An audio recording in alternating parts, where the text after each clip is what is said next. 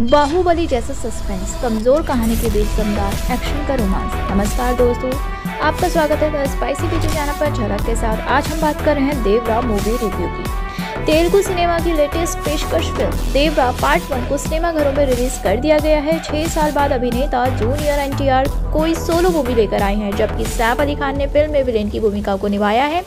तो आइए देखते हैं कि कैसा है इसका रिव्यू और कैसी है ये मूवी। कटप्पा ने बाहुबली को क्यों मारा?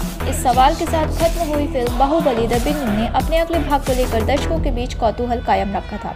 अब 2 पार्ट्स में बनी देवरा में भी कुछ वैसा ही क्लाइमेक्स रखने की कोशिश हुई है कि आखिर बेटे ने अपने पिता को क्यों मारा। मगर क्लाइमेक्स तक आते आते देवरा के लेखक और निर्देशक कोरताला शिवा थोड़ा लड़खड़ा गए हैं। तो जानते हैं कि क्या है देवरा की कहानी। कहानी 1996 के दौर में सेट है। आरंभ मुंबई में शीर्ष पुलिसकर्मियों, गृह मंत्री और रॉ मुखिया की बैठक के साथ होता है। देश क्रिकेट वर्ल्ड कप की मेजबानी कर रहा है। खुफिया एजेंसी को आशंका है कि गैंगस्टर भाइयों दया और येती उसमें कुछ बड़ी गड़बड़ी करने की तैयारी में है। सूचना के आधार पर पुलिस उनकी खोज में आंध्र प्रदेश और तमिलनाडु की सीमा पर स्थित गांव रत्नागिरी पहुंचती है। वहां पर तस्कर मुर्गन अवैध हथियारों की तस्करी समुद्र के जरिए करता है। लाल समुद्र के लोग मोटी रकम के बदले उसके लिए काम करते हैं। समुद्र तट के किनारे बसे 4 गांवों को लाल समुद्र कहा जाता है। पुलिसकर्मियों की मुलाकात सिंगयप्पा से होती है। वो बताते हैं गांव वासियों ने ये काम बंद कर दिया है। उसके पीछे है देवरा। गांव के एक बच्चे की गोली से हत्या के बाद देवरा को आघात पहुंचता है।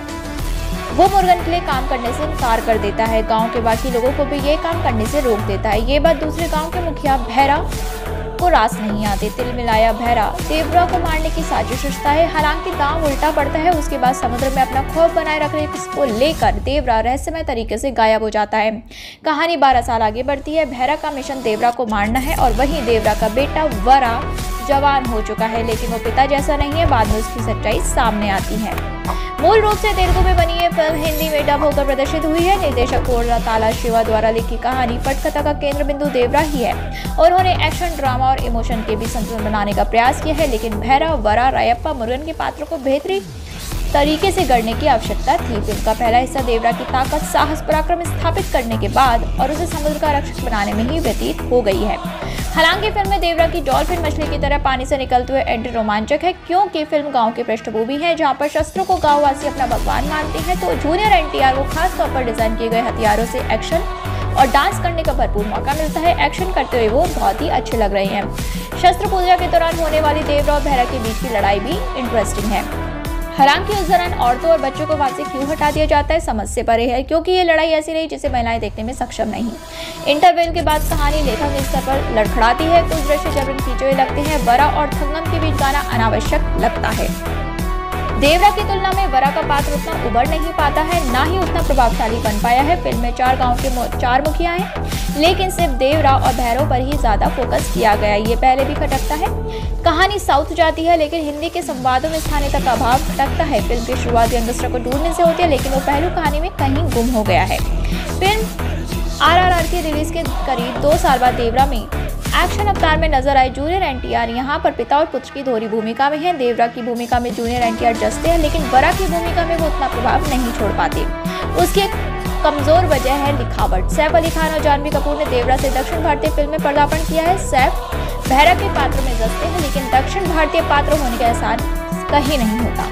जानवी कपूर यहाँ पर महज एक कामुकता भरे गाने और गुने चुने सीनों के लिए उपलब्ध है। सहयोगी भूमिका में श्रीकांत, मुरली शर्मा, अभिमन्यु सिंह, जरीना भाव अपने पात्र के साथ न्याय करती हैं। इनके किरदार को थोड़ा और विकसित करने की आवश्यकता थी। फिल्म के कुछ विजुअल्स बहुत ही शानदार हैं। उसका श्रेय सिनेमेटोग्राफर रत्ना वेलु को जाता है। फिल्म की गीत संगीत रखने के लिए तैयार है और देवरा के रहस्यमय तरीके से गायब होने के बाद कई सालों के जवाब अनुत्तरित है।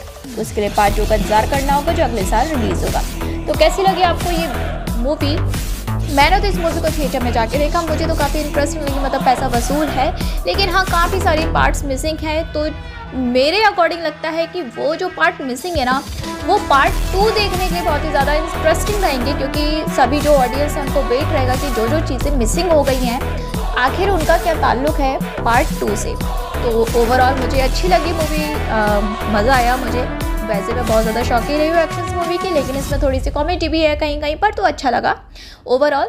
और भी ऐसे मूवीज़ रिव्यूज़ के लिए हमारे चैनल को सब्सक्राइब करना, इंस्टाग्राम पर फॉलो करना बिल्कुल ना भूलें। दोस्तों इस ट्रेंड में उसको फीड करा रहा हूँ, उनकी हेल्प करना, पेट वालों का ध्यान रखना बहुत ही ज़्यादा जरूरी है। मैं भी करती हूँ, आप भी कीजिए। मिलते हैं next video, bye bye and take care.